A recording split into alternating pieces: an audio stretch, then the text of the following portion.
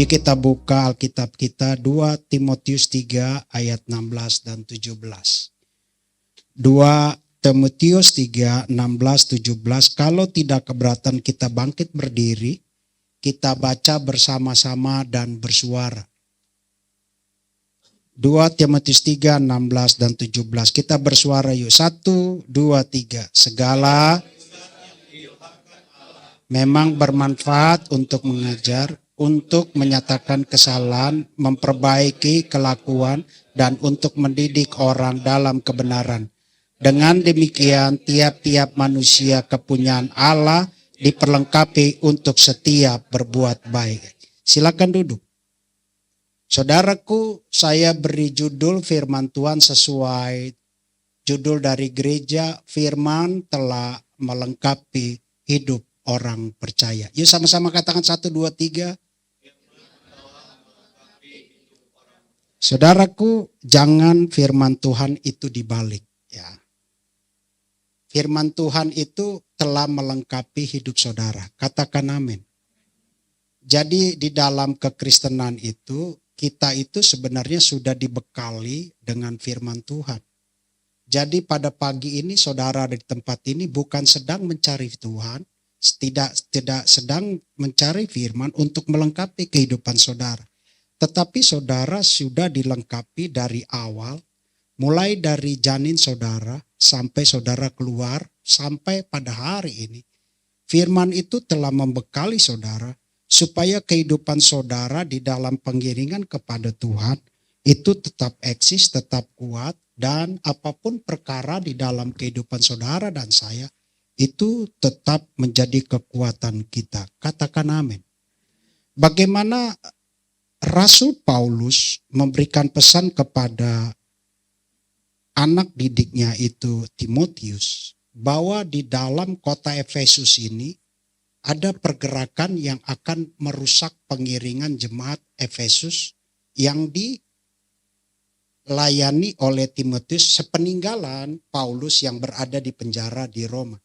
Tetapi hati Paulus itu tidak tinggal diam, walaupun dia tidak ada di tempat itu. Dia menekankan bahwa ajaran di kota Efesus ini akan merusak. Ada 2 ajaran di kota Efesus yang akan merusak walaupun mereka sudah tertanam di dalam firman. Yang pertama adalah Yudaisme. Ajaran Yudaisme itu yang selalu menunjuk-nunjuk orang, salah, saya yang benar. Itu Yudaisme. Yang kedua adalah Gnostik. Gnostik itu adalah akan merebut pengetahuan tentang Kristus, akan merebut, mengurangi pengetahuan orang Kristen tentang Kristus. Kalau bisa, kalau boleh, yang muncul di dalam hidupmu adalah pengetahuan. Inilah 2 keadaan bagaimana Rasul Paulus menekankan kepada Timotius, ayo rangkul jemaat ini terus.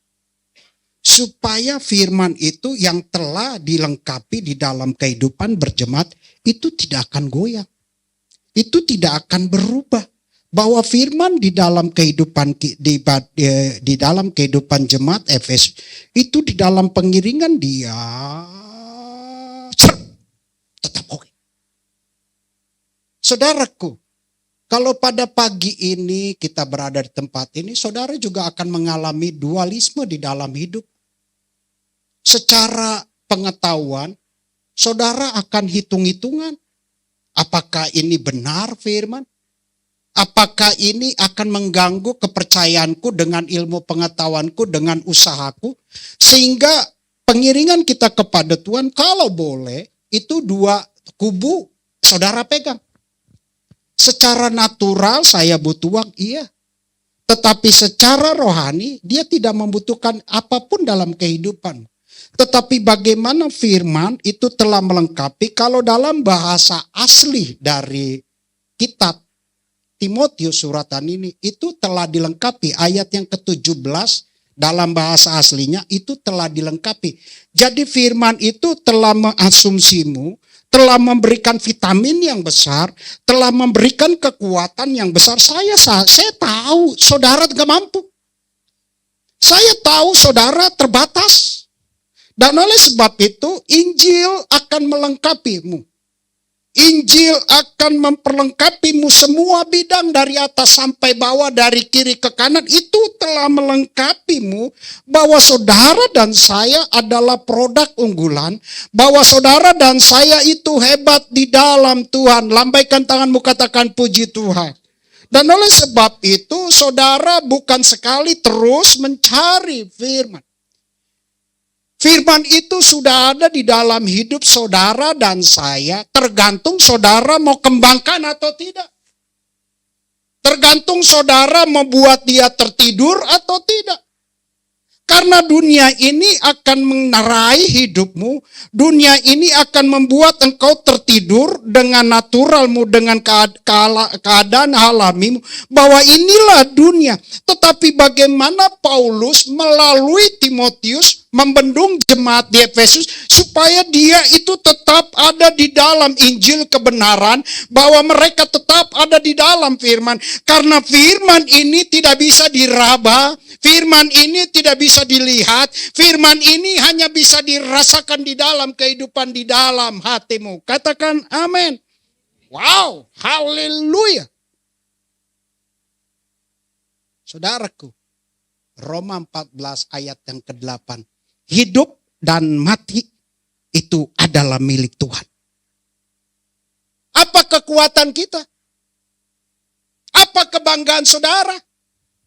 Kalau hidup dan mati, Roma 14 ayat 8 dia katakan, aku adalah miliknya Tuhan. Karena kita milik Tuhan, majikan kita Yesus, Tuhan kita Yesus, pemerintah kita Yesus, sertifikat kita Yesus, di-endorse oleh Yesus, influencer kita Yesus, semua ditarik karena kita adalah kepunyaannya Yesus. Saudara mau bangga? Dan oleh sebab itu, firman telah melengkapi saudara. Supaya kehidupanmu menjadi produk unggulan. Di mana-mana dibawa, ini orang ini keren. Di mana nama bergaul, ini orang keren. Di mana-mana engkau bergaul dengan dunia ini orang keren.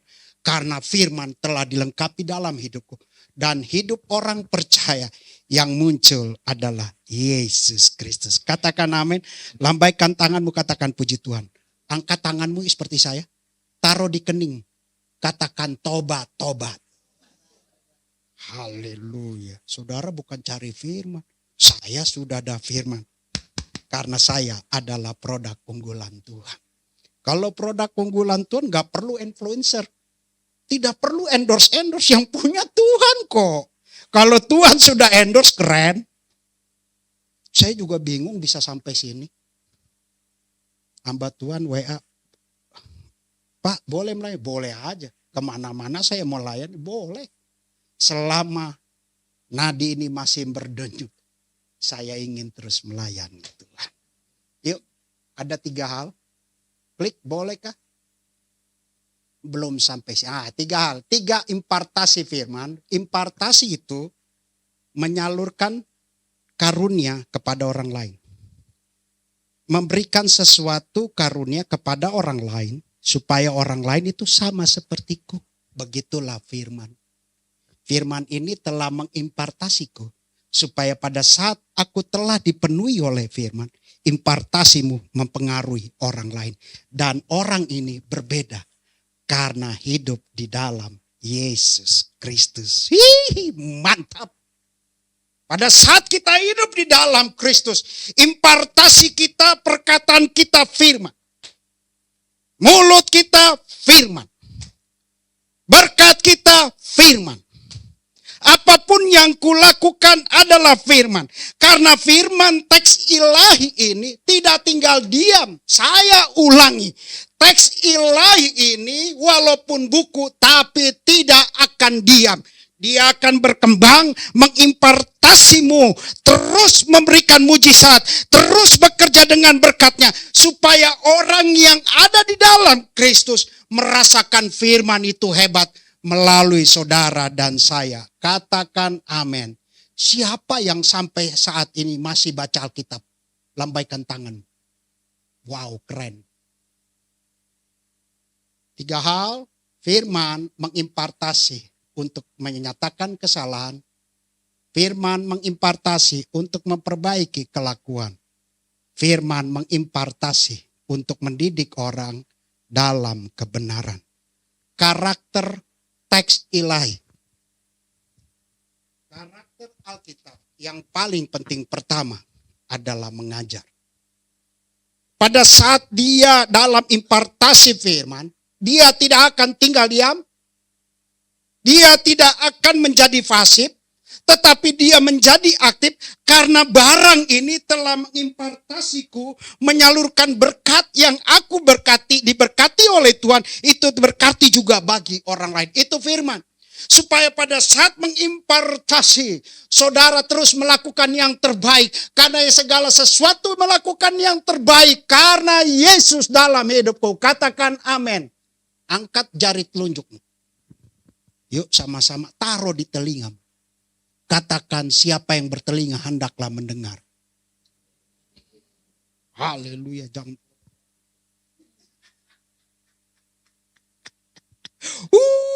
Haleluya. Saya pas baca-baca, mantap kali nih firman. Ini ayat ada di ayat 16 semua. Yuk, kita buka satu-satu yuk. Klik bolehkah? Yang pertama, firman mengimpartasi untuk menyatakan kesalahan. Yuk sama-sama katakan 1, 2, 3. Ayat yang ke-16, segala tulisan yang diilhamkan Allah memang bermanfaat untuk mengajar. Yang pertama, untuk menyatakan kesalahan. Saudaraku, saudara tidak akan suka untuk ditunjuk salah. Even suami istri. Nggak bakal. Kita punya defense yang kuat, benteng yang kuat. Kalau bisa, saya tidak mau disalahkan. Karena saudara adalah DNA-nya bertahan. Dan segala sesuatu kebenarannya menurut saudara adalah benar.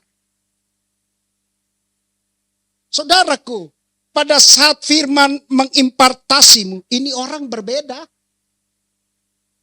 Karena kenapa? Benteng kekuatan dia berubah. Yang muncul adalah bentengnya Tuhan. Yesus bersalah? Enggak.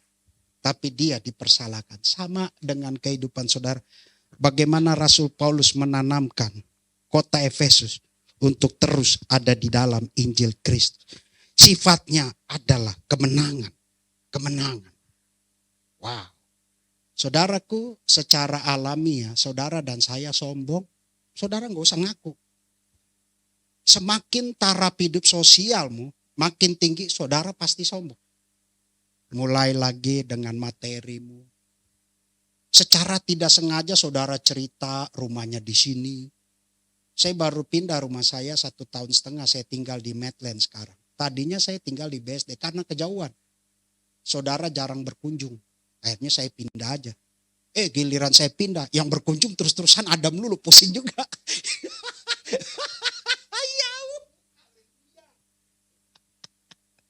Rumah jadi rame, kadang-kadang jangan ganggu, gue mau belajar. Saudaraku, yuk boleh klik. Blaise Pascal, seorang filsuf Prancis, ada keampahan berbentuk Tuhan dalam hidupmu yang tidak bisa diisi dengan apa yang kau ciptakan. Dan hanya bisa diisi oleh Tuhan Yesus. Katakan amin. Artinya, ruang ini harus diisi dengan Yesus. Pada saat firman mengimpartasimu, dia sedang mengalirkan kuasa dalam hidupmu. Dia sedang memberikan karakter Yesus dalam hidupmu. Supaya engkau bisa menyatakan bahwa engkau adalah sesuatu yang sombong. Dan menyatakan dalam hidupmu, aku gak bisa. Saudaraku, cerita menyatakan kesalahan itu ada di dalam Alkitab, di dalam Yunus pasal 1. Bagaimana Yunus disuruh Tuhan untuk melayani di Niniwe, tetapi dia pergi ke Tarsis sehingga badai mengganggu hidup perahunya, sehingga pada saat orang banyak itu ditantang siapa ini untuk menyembah kepada ilahnya. Tapi Yunus tertidur. Tapi Yunus ngerti, kesalahan ini bukan kesalahan orang banyak. Kesalahan ini adalah kesalahanku. Sehingga dia katakan, buanglah aku. Saudaraku, seberapa besar engkau menimbulkan mengaku kesalahan dalam hidup. Selama engkau tidak menyatakan impartasi salah dalam hidup, sedemikian juga besar hatimu tidak pernah terkoreksi dengan firman. Pada saat benteng pribadimu engkau pertahankan terus dengan kebenaran pribadi, firman tidak akan pernah menyentuh hatimu. Tetapi pada saat engkau nyatakan kelemahan diri, aku butuh Tuhan, aku butuh Tuhan. Karena engkau telah dilengkapi dengan firman. Orang yang penuh dengan firman, mukanya hidup dalam sukacita Tuhan. Yuk ketawa yuk. Haleluya. Saya baru pindah di Medland ya. Lebaran tahun lalu. Saya pindah kalau nggak salah November. Jalan-jalan sore-sore, ya orientasi tempat lah. Pakai celana pendek. Ada gerobak nasi goreng. Pak, saya beli nasi goreng karena menunya bagi saya menarik sekali. Menunya apa? Nasi goreng gila. Saya mau coba Kali-kali saya habis makan nasi goreng, saya juga jadi gila. Saya tanya, bang, nasi goreng gila? Enggak jadi gila kok, cuma pedas aja. Oh, oke lah. Ngobrol, saya nggak bawa Alkitab kok. Saya nggak pakai dasi. Ngobrol biasa aja. Pada saat saya ngobrol, itu tukang nasi goreng bilang gini, Bapak pendeta ya? Kok Bapak tahu saya pendeta? Cara ngomongnya berbeda. Saudaraku, kalau kita diimpartasi oleh firman, segala tindak tandukmu adalah Yesus Kristus. Katakan amin. Dan oleh sebab itu, yuk penuhlah dengan firman. Supaya impartasi itu keluar.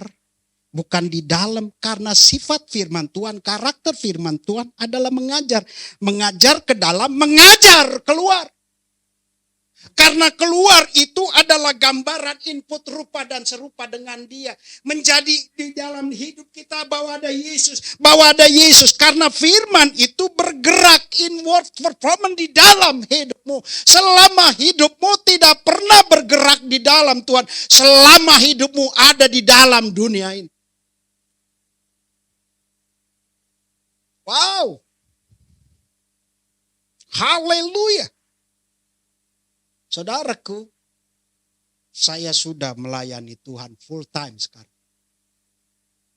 Keadaan juga berubah. Tapi saya kan harus mempercayai firman yang kupelajari. Firman yang kupegang dengan iman yang kuat. Satu saat juga dompet saya tipis.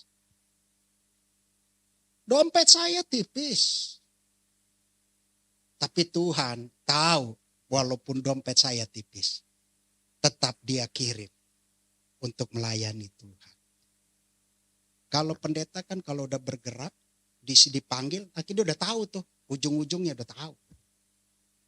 Ada sesuatu pada saat firman mengimpartasi, kita harus terus percaya kepada Alkitab ini. Kita terus harus percaya kepada teks ilahi ini. Karena teks ilahi ini adalah sesuatu yang mengimpartasiku, adalah sesuatu yang menjadi akar hidupku, adalah sesuatu yang memberikan segala hidupku, seluruhnya flero, seluruhnya kiri kanan atas dan bawah, karena impartasi itu ada di dalam hidupmu melalui firman yang kau dengar. Katakan amin. Blaise Pascal dia katakan, hatimu kosong.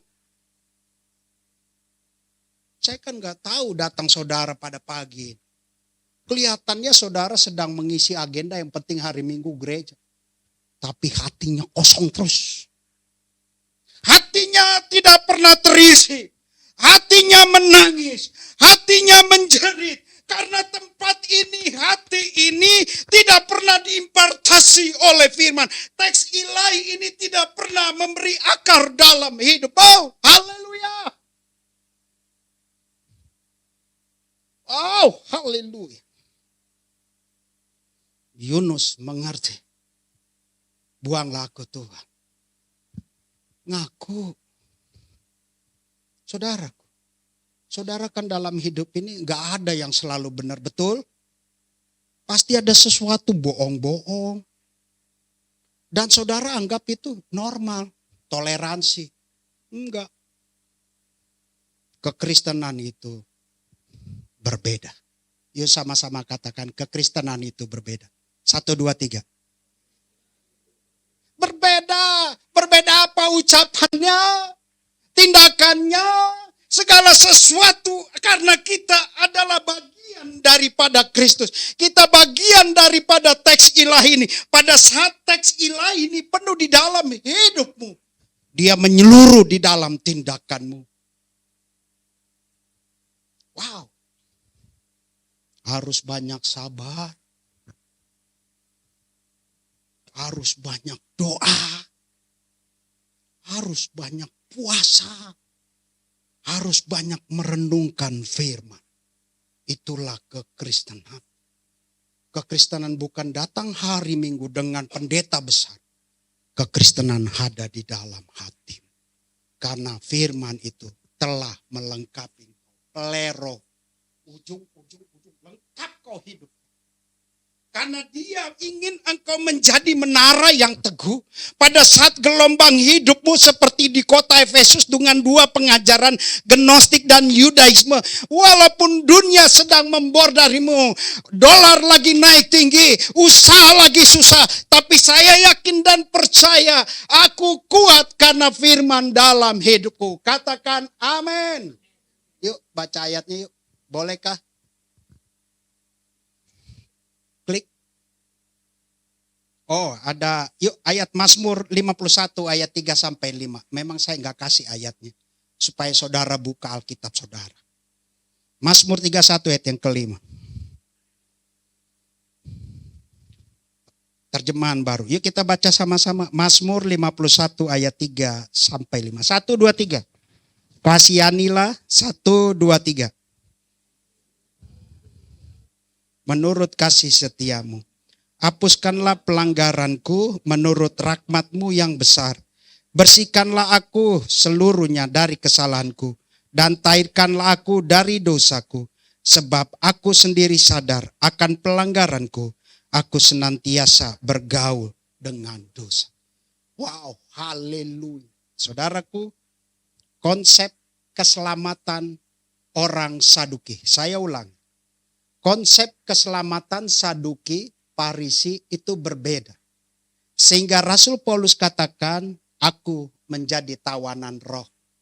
Konsep keselamatan bagi orang Saduki, pada saat engkau mengenal Yesus, rohmu akan kembali ke langit.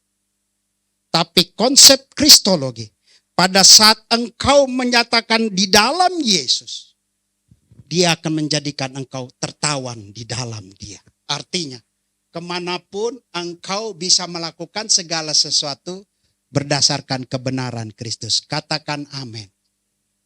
Amin. Muka-muka saudara, muka-muka yang diberkati Tuhan. Amin. Amin Bu. Haleluya. Ibu senyum-senyum terus sama saya. Haleluya. Kan jadi saya juga enak Bu. Nanti kita makan banyak ya Bu ya. Ayah. Haleluya. Bagaimana dia katakan menurut rahmat-Mu yang besar. Menurut rahmat-Mu yang besar. Kalau kita sudah tahu rahmat Tuhan, biarlah mengimpartasiku. Saya juga nggak yakin kalau hamba Tuhan itu bawaannya galak mulu. Marah-marah tuh. Ini hamba Tuhan atau hambanya Cipinang ini. Marah terus. Marah terus. Nggak mau dikoreksi. Saudaraku, kalau kita hidup, firman mengimpartasi untuk menyatakan kesalahan. Kita sadar bahwa kita banyak kelemahan. Betul? Betul? Lambaikan tanganmu, katakan puji Tuhan. Pada saat kita tahu banyak kesalahan, kita perlu rahmat Tuhan. Kekristenan bukan dasar tindakan benar. Tapi kekristenan pada saat aku bertindak benar. Karena ada rahmat Tuhan yang membenarkanku. Dia datang dari dalam. Karena firman telah melengkapi saudara. Yang kedua, bolehkah? Yang kedua, Firman mengimpartasi untuk memperbaiki kelakuan. Ya sama-sama katakan 1, 2, 3. Firman. Kalau kita hidup di dalam natural, hidup di dalam alamiah manusia, engkau akan mempunyai benteng pribadi yang kuat. Apa benteng pribadimu yang kuat? Dengan keuanganmu, dengan pendidikanmu, dengan kekayaanmu, seolah-olah engkau tidak butuh lagi firman. Bagaimana firman dapat menyentuh hatimu? Engkau mempunyai benteng yang besar yang memagari dirimu bahwa aku segala-galanya dalam hidupku.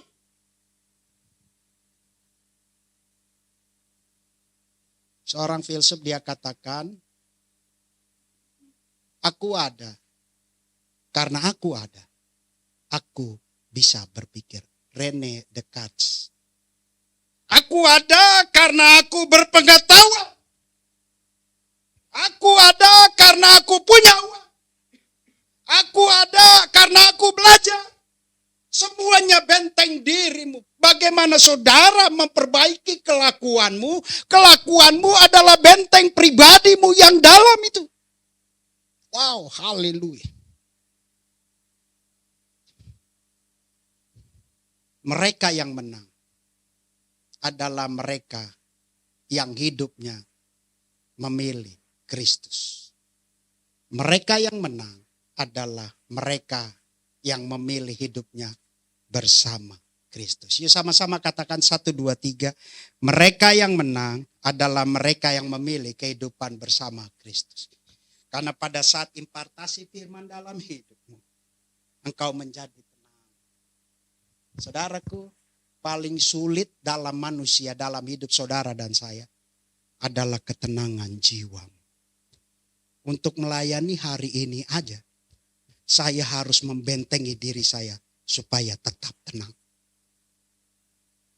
Pada saat kita tenang di dalam pengiringan kepada Tuhan, kita melepaskan firman dengan hati yang benar-benar datangnya daripada Tuhan. Saudaraku, teks ilahi ini bukan berdasarkan teori. Saya ulangi. Teks ilahi ini bukan berdasarkan teori. Alkitab ini berdasarkan pengalaman pribadi. Dia akan memporak-porandakan tradisimu.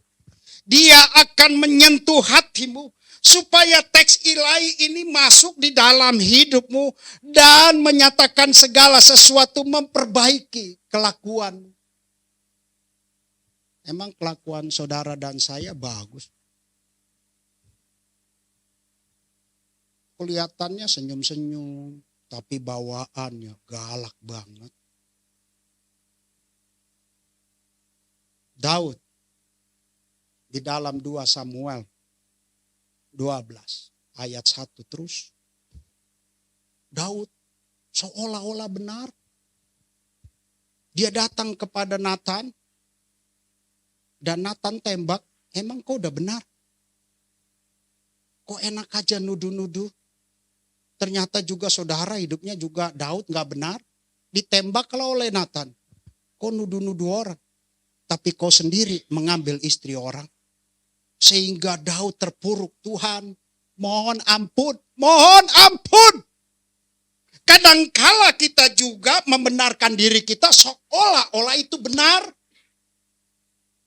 Tetapi firman Tuhan sedang memporak-porandakan hidupmu. Firman Tuhan sedang menyentuh kebenaran pribadimu yang engkau anggap benar.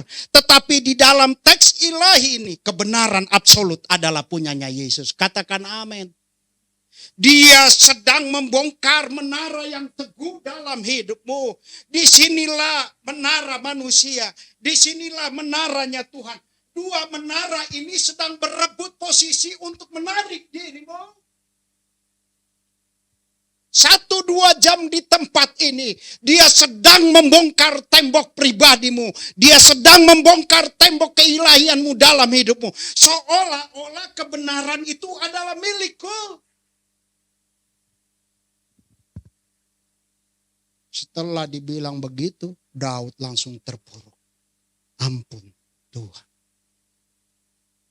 Kalau saudara dalam kesendirian, ada firman menegur, katakan ampun Tuhan.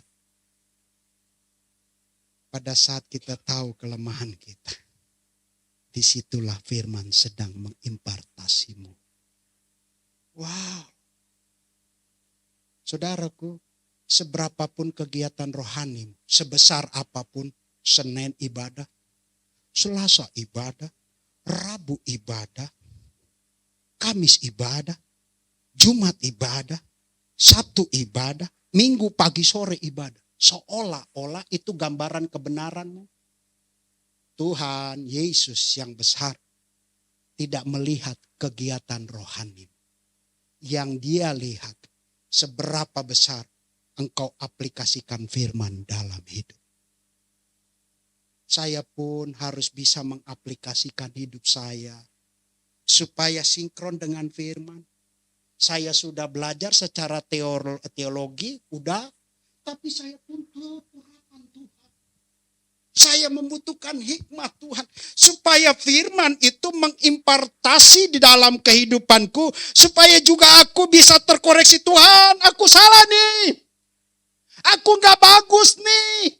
Supaya firman itu juga menyerang hatiku, menyerang kehidupanku. Supaya pada saat produk unggulan ini terus diimpartasi dengan firman. Terus diimpartasi dengan firman. Kesalahan pribadimu, benteng pribadimu dirontokkan dengan firman. Pada saat engkau penuh dengan firman, disitulah firman mengimpartasiku. Dan impartasi juga berlaku bagi orang lain. Wih, mantap.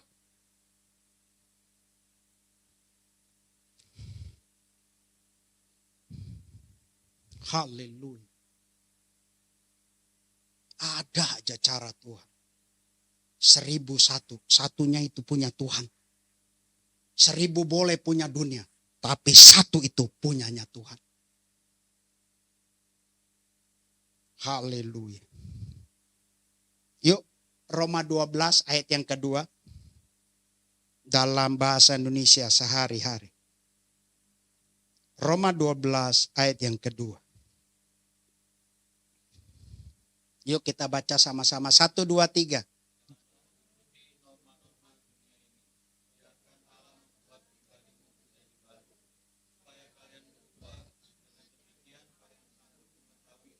Wih, mantap. Apa yang baik, yang menyenangkan. Wih, haleluya, haleluya, haleluya.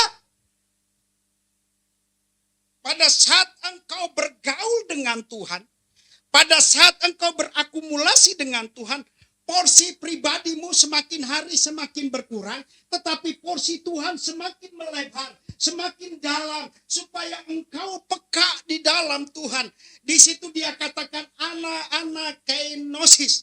Anak kainosis itu apapun yang menjadi pikiranmu ditarik, apapun menjadi pribadimu ditarik, masuk pikirannya Tuhan, masuk pikirannya Tuhan, masuk pikirannya Tuhan. Pada saat pikiran Tuhan masuk di dalam hidupmu, yang muncul adalah pribadi Yesus Kristus. Katakan amin.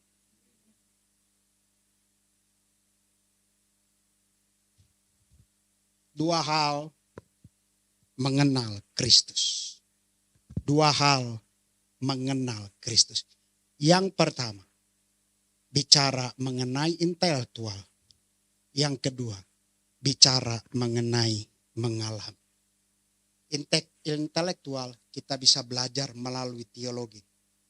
Tapi pengalaman dengan Tuhan harus berakumulasi. Jam doa makin kenceng, baca Alkitab makin kenceng, bergaul dengan Tuhan sehingga kapasitas engkau lebih besar. Pada saat kapasitas engkau lebih besar, karakter kita berubah adalah karakternya Yesus. Wow, haleluya. Saya pun ngurang-ngurangi bergaul yang gak penting-penting gak mau. Mendingan duduk diam aja renungkan firman dari pagi sampai sore. Itu aja yang dibaca. Itu aja yang dibaca. Habis ngepel, mandi, baca lagi. Makan siang, baca lagi. Makan malam, baca lagi. Supaya pikiran ini adalah anak kainosis itu diubahkan, yang tradisi diubahkan. Aku ini orang berpendidikan. Aku ini punya uang yang besar. Aku Aku tidak butuh itu. Yang ku butuh seberapa besar engkau berpengalaman dengan dia.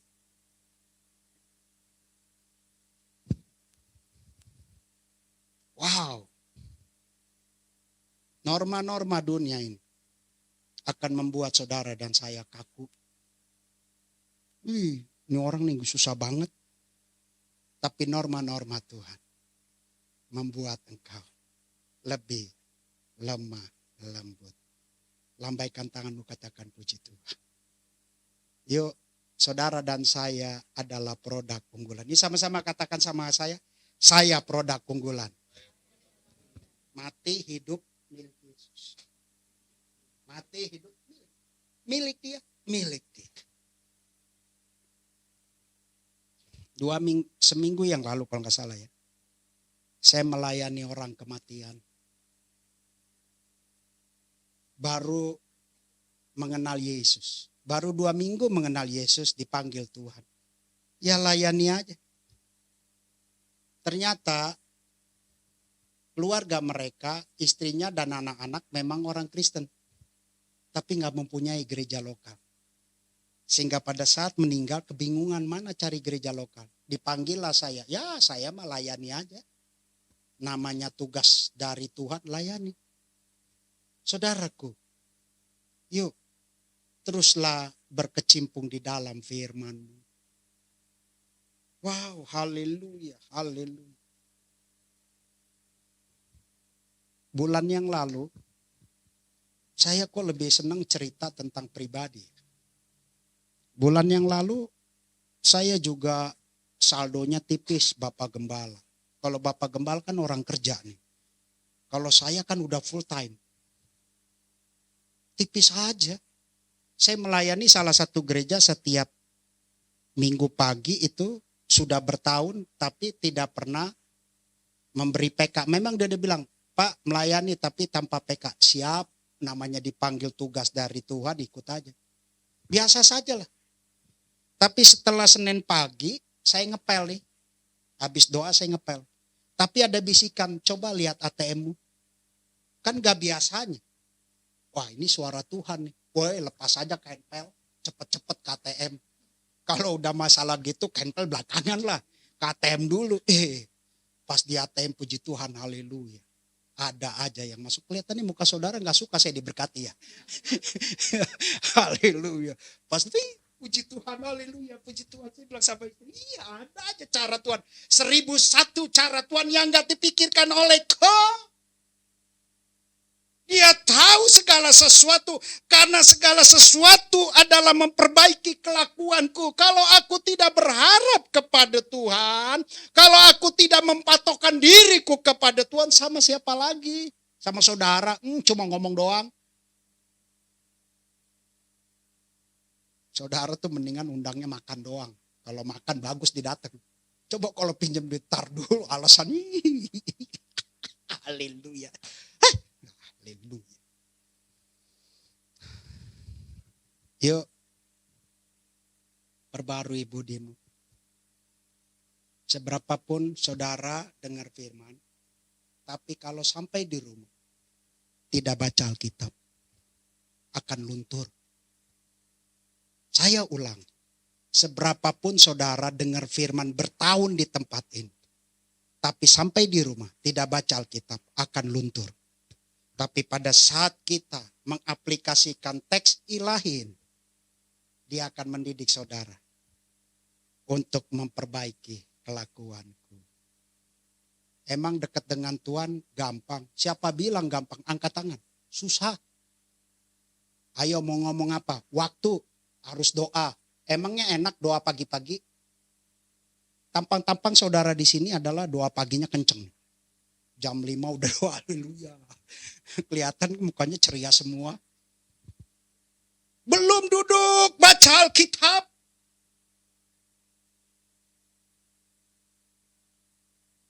Belum duduk merenungkan firman.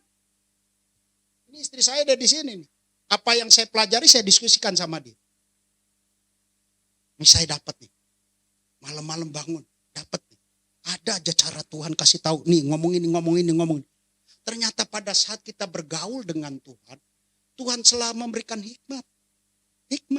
Hikmat nih, ada lu. Apa yang lu udah pernah baca? Nih, kasih tahu. Pelurunya banyak. Pelurunya diberikan kepadaku karena aku terus merenungkan firman. Supaya anakainosis itu merubah segala pengetahuanku yang ku belajar secara sekuler, yang ku pengalaman secara sekuler. Digeser, masuk adalah pikirannya Tuhan. Kalau pikirannya Tuhan sudah ada dalam hidupmu, saya nggak ada lawan.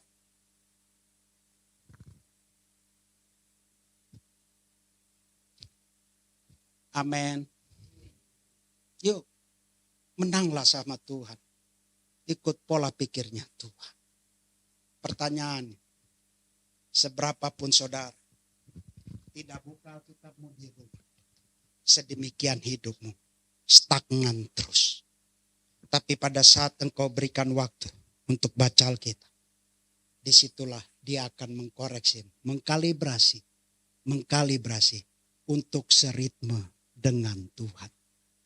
Seorang teolog dia katakan, saudara dan saya mempunyai dosa, kodrat dosa dari turun. Sehingga saudara ada tempat natur untuk berontak kepada Tuhan. Untuk berontak kepada Tuhan, untuk tidak seritme dengan Tuhan. Pada saat engkau ada dalam kelemahan, pada saat engkau ada di dalam ujian, bukan karena Tuhan. Karena saudara tidak seritme dengan Tuhan. Dia akan membawa engkau keren. Dia akan membawa engkau hebat. Asal engkau seritme dengan dia. Hati Tuhan dengan hatiku sama. Hatiku dengan hati Tuhan sama. Apa perkaramu? Dia pasti jawab. Haleluya. Tuhan tidak akan bergerak. Saya ulangi. Tuhan tidak akan bergerak selama engkau tidak sepikiran dengan Tuhan. Selama engkau sepikiran dengan pribadimu, tidak dengan Tuhan. Selama hidupmu juga Kristennya adalah Kristen KTP. Bagaimana firman telah melengkapi bahwa aku produk unggulan. Kemana-mana engkau berbeda. Karena yang muncul dalam hidupmu bukan diriku, tetapi Yesus yang besar. Yang ketiga, firman mengimpartasi untuk mendidik orang dalam kebenaran. Ini sama-sama 1, 2, 3. Saudaraku, di abad 17 di Jerman, ada kaum Pitis. Saya ulangi. Abad 17 di Jerman ada kaum Pitis. Kaum Pitis itu membedakan kalangan gereja. Yang di mimbar ini adalah orang-orang suci. Ini jahat banget ya. Kaum Pitis di Jerman abad 17 berkembang. Itu mengatakan di gereja itu ada 2 golongan besar. Yang pertama di mimbar ini adalah golongan suci. Dan saudara jemaat golongan berdosa. Sehingga orang-orang berdosa ini akan menuntut segala sesuatu kepada hamba Tuhan yang besar ini. Supaya memberikan arahan tentang hidup ini. Kaum Pitis seperti itu. Sehingga yang berada di mimbar ini menjadi golongan yang sombong. Yang doanya kencang. Yang berdoa dengan bahasa roh yang besar. Seolah-olah dia gagah. Kaum Pitis membagi itu.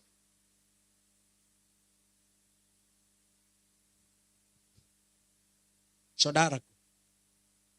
Di gereja cuma ada 1 golongan. Yaitu percaya kepada Yesus. Katakan amin. Pada saat dia katakan firman. Mengimpartasi. Untuk mendidik orang dalam kebenaran. Itu bicara mengenai 3 tugas gereja. Marturia, Konania, dan diakonia. Tetapi bicara mendidik orang dalam kebenaran. Bersaksi. Orang yang penuh dengan firman, orang yang penuh dengan kebenaran, hidupnya gak enak nih. Kok saya melulu nih? Kok saya Tuhan terus-terus? Tetapi dia akan membagikan sharing kebenaran, apa yang dia terima, apa yang dia telah diimpartasi. Dia akan bagikan kepada orang lain supaya orang ini satu frekuensi denganku. Supaya orang ini satu frekuensi denganku. Sehingga kota Efesus juga diimpartasi oleh Paulus, diimpartasi oleh Timotius supaya golongan ini sama dengan mereka.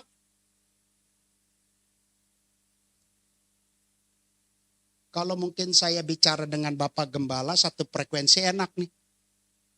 Tapi kalau saudara yang hidupnya di luarnya lebih banyak, ini pendeta ngomongnya dosa. Pendeta ngomongnya tobat. Nggak berteman dia. Tapi pada saat engkau mendidik orang dalam kebenaran. Bukan bicara perkataanmu. Tapi bicara tindak tandukmu. Amin. Keinginan daging. Persetuan dengan roh. 3 lapisan di dalam kehidupan saudara dan saya. Tubuh, jiwa, dan roh. Tubuh digerakkan oleh jiwa. Tubuh ini mati, pokoknya tergantung jiwa, bergerak. Tapi jiwa tidak bisa mempengaruhi roh. Roh bisa mengintervensi jiwa, asal kandungan rohnya besar. Bicara mengenai 3 lapisan ini. Selama rohmu kecil di dalam Tuhan, kalah engkau untuk mempengaruhi jiwa. Tapi kalau rohmu besar, ruangannya semakin besar, dia bisa mengintervensi jiwa untuk melakukan kebaikan dalam. Sehingga henoteisme dia katakan, yang penting percaya aja dengan agamamu. Yang penting kepercayaanmu baik. Kata kuncinya adalah baik. Tapi dengan Tuhan tidak begitu saja. Yang menimbulkan baik dalam hidupmu. Karena mempunyai roh yang besar. Katakan amin. Sehingga golongan cendekiawan di Amerika. 2 kampus terbesar di Amerika. Kalau bisa. Pada saat engkau seminar. Katakan saja agama dan kepercayaannya. Tapi yang berbau tentang mujizat. Yang berbau tentang Tuhan hilangkan saja. Bicaralah tentang apa yang engkau bisa lakukan. Aliran unitarisme di Amerika. Tapi di situ dia katakan pada saat engkau mendidik dalam kebenaran. Karena saudara penuh dengan firman. Katakan amin. Yuk slide yang terakhir. Rasul Paulus. Di abad kedua. Orang-orang yang percaya kepada Kristus. Tidak memakai salib. Abad kedua. Terkenallah dengan kata iktus. Yesus Christ, Ios, Theos, Soter. Yesus yang besar juru selamat. Sehingga abad kedua itu orang tidak memakai salib. Karena siapa yang percaya kepada Kristus bunuh, hilangkan. Tapi orang yang percaya pada abad kedua betul. Tetap percaya kepada Kristus. Muncullah Paulus.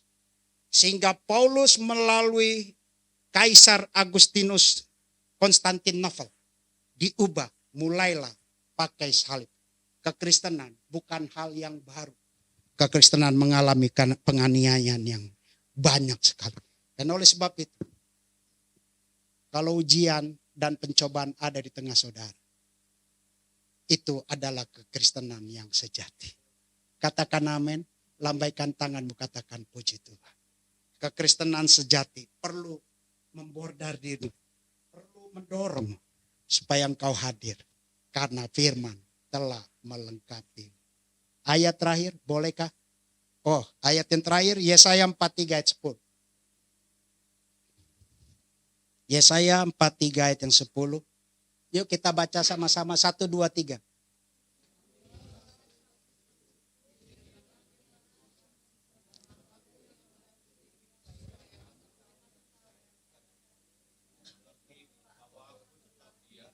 Sebelum aku tidak ada Allah yang dibentuk. Dan sesudah aku tidak akan ada lagi. Kekristenan itu masuk di dalam kematian. Saya ulang. Kekristenan itu masuk ke dalam kematian dan bangkit melalui Yesus Kristus. Pada saat engkau untuk bersaksi, teruslah nyatakan kebenaran firman. Karena melalui saudara, mati jasmani ini. Tapi yang muncul adalah Kristus. Amin. Wow, saya kok suka cita ya. Ini firman juga menegur saya. Ternyata pada saat saya percaya tentang salib, ada hal yang akan mengkoreksi diri. Kesakitanku, kedaginganku, dibombardir terus. Tapi pada saat dia membombardir, dia berikan seorang penolong, yaitu Roh Kudus. Supaya aku tetap bertahan, menyandang salib Kristus. Kekristenan bukan bicara kesenangan. Kekristenan bicara tentang penderitaan. Kalau perlu mati buat dia dan bangkit bersama Kristus. Maju terus dalam Tuhan. Tuhan Yesus beserta